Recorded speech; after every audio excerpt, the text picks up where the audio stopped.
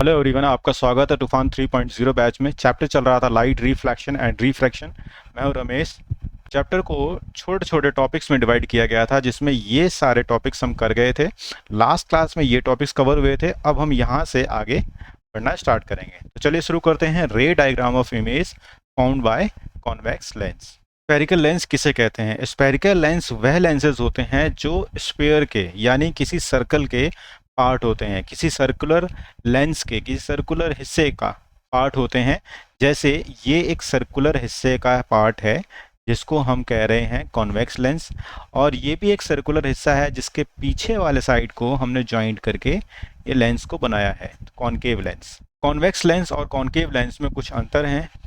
जैसे convex lens corners पे पतला होता है जबकि बीच में मोटा होता है।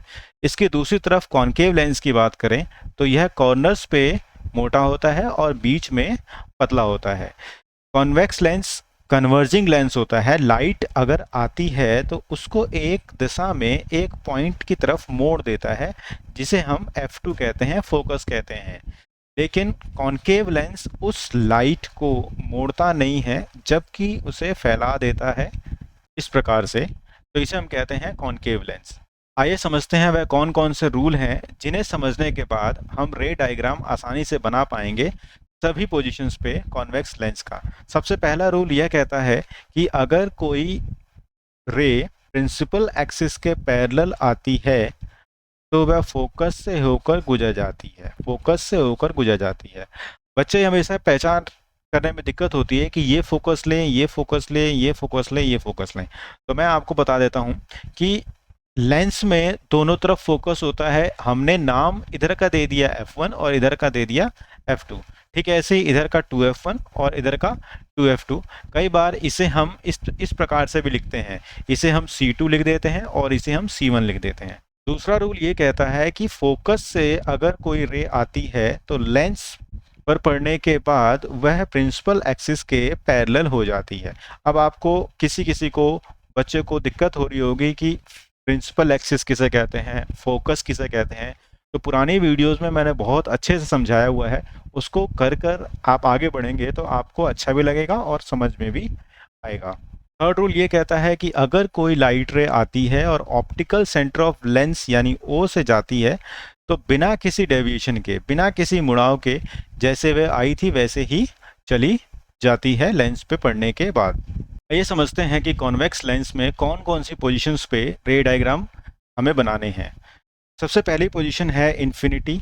तो इन्फिनिटी पे सबसे पहली पोजीशन 2f1 के पीछे भी ऑब्जेक्ट हो सकता है, तो दूसरी पोजीशन 2f1 पे खड़ा है तो ये तीसरी पोजीशन, 2f1 और f1 के बीच में खड़ा है तो चौथी पोजीशन, पांचवी है f1 के ऊपर, और सबसे लास्ट f1 और ऑप्टिकल सेंटर O के बीच में, O के बीच में कहीं पर भी, तो 6 पोजीशंस। तो एक से लेकर यह 6 पोजीशंस हैं रे डायग्राम बनाने के लिए कॉन्वेक्स लेंस में। अब एक एक पोजीशंस पे अच्छे से डायग्राम बनाकर सीखते हैं। आइए समझते हैं पहली पोजीशन इन्फिनिटी के बारे में। अगर ऑब्जेक्ट इन्फिनिटी पर होता है तो उसकी इमेज कहाँ बनती है और कैसे बनती है?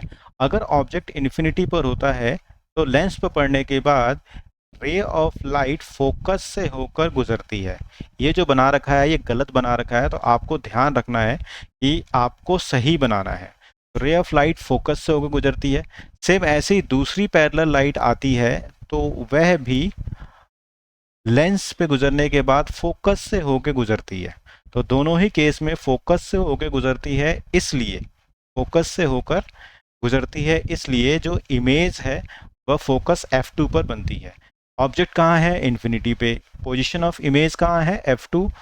रियल एंड इन्वर्टेड इमेज बन रही है, पॉइंट साइज और बहुत छोटी बन रही है। ग्रीन वाली रेखाएं जो हैं वो सही हैं। आइए समझते हैं दूसरी पोजीशन, अगर ऑब्जेक्ट बियॉन्ड 2f1 के पीछे रखा होता है तो यहाँ पर ऑब्जेक्ट है हमारा बियॉन्ड 2f1 के पीछे। यहाँ से पैरेलल रे ऑफ लाइट जा रही है, वह फोकस से दूसरी तरफ होकर चली जाती है। दूसरी लाइट जो है वह जा रही है ऑप्टिकल सेंटर C से, तो वह फोकस और f2 के बीच में जाकर कहीं मिल रही हैं। ये f2 और 2f2 के बीच में, तो ऑब्जेक्ट की position beyond 2f1, position of image f2 and 2f2 के बीच में, रियल एंड इन्वर्टेड और डिमिनिस्ड। रियल मतलब ऑब्जेक्ट ऐसे सीधा था तो यहाँ पर ये उल्टा बन रहा है, ये इसे कहते हैं इन्वर्टेड। रियल का मतलब है कि यहाँ पर अगर स्क्रीन लगाई जाए तो स्क्रीन के ऊपर भी इमेज प्राप्त करी जा सकती है। तीसरी पोजीशन है ऑब्जेक्ट अगर 2f1 पे हो तो। अगर ऑब्जेक्ट 2f1 पर है तो वहाँ से पैरेलल रे ऑफ लाइट आती है और फोकस से गुजरने के बाद वो इस तरीके से चली जाती है। दूसरी लाइट जो है वो सेंटर ऑफ लेंस से होकर निकलती है, ऑप्टिकल सेंटर से। इमेज जो बन रही है वो बन रही है 2f2 के ऊपर।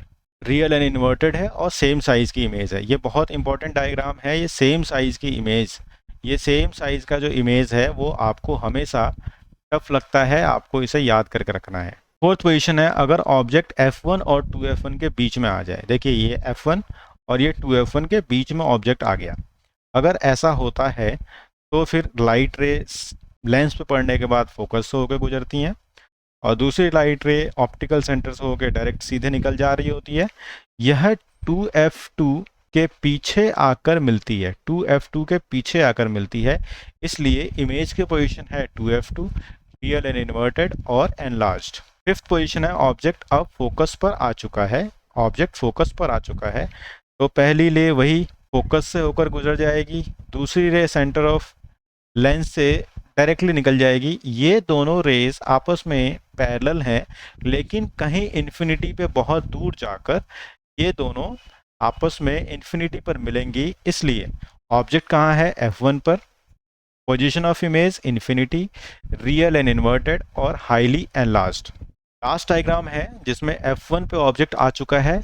ये लास्ट डायग्राम है जिसमें ऑब्जेक्ट f1 और ऑप्टिकल सेंटर के बीच में आ चुका है।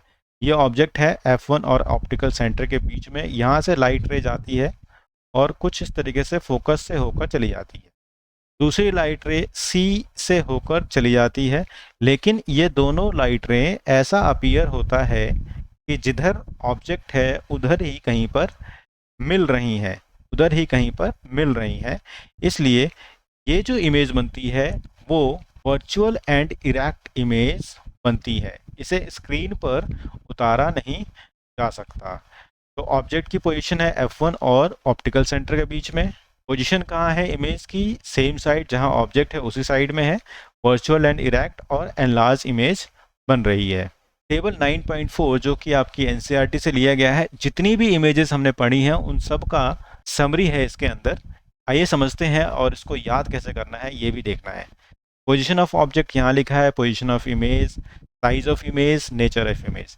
आप देखेंगे अगर ऑब्जेक्ट इन्फिनिटी पर है तो उसकी इमेज बन रही है फोकस f2 पर।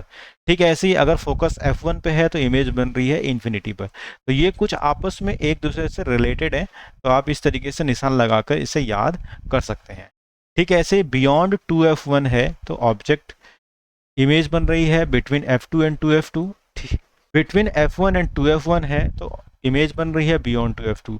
तो यहाँ पर ये दोनों आपस में एक दूसरे को कोइंसाइड कर रहे हैं। सबसे अनोखी बात ये है कि अगर ऑब्जेक्ट 2f1 पे है तो इमेज 2f2 पे बनती है और सेम साइज की बन रही है।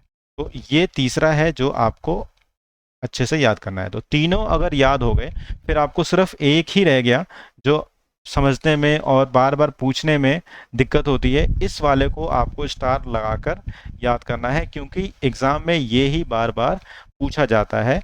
अगर ऑब्जेक्ट f1 और ऑप्टिकल सेंटर के बीच में है तो फिर क्या क्या होता है, ये हमने याद कर लिया। इसके बाद आपको मैं ये बताता हूँ कि यहाँ पर आप देखेंगे तो इस टेबल में पहले की जो 5 रे डायग्राम्स हैं वो सभी रियल एंड इन्वर्टेड हैं, सिर्फ लास्ट वाला है वर्चुअल एंड इरेक्ट। तो रियल एंड इन्वर्टेड याद हो जाएंगे तो वर्चुअल एंड इरेक्ट, या फिर लास्ट वाला एक याद कर लीजिए वर्चुअल एंड इरेक्ट, बाकी सब रियल एंड इन्वर्टेड है। बहुत आसानी से आपको याद हो जाएगा। यहाँ पर एक सीक्वेंस बना लीजिए याद करने का। पहला सीक्वेंस हम अगर ऐसे याद कर लें, diminished, same size, enlarge, enlarged, enlarged, तो फिर आपको आसानी से याद हो जाएगा। उम्मीद करता हूँ कि ये क्लास आपको बहुत बढ़िया लग रही होगी। अपने दोस्तों को बताइए कि यहाँ पर बहुत अच्छी क्लास चल रही है। इसके हम क्वेश्चन आंसर्स भी करेंगे एक बार ये पूरा चैप्टर हो जाए, जल्दी होने वाला है। Thank you.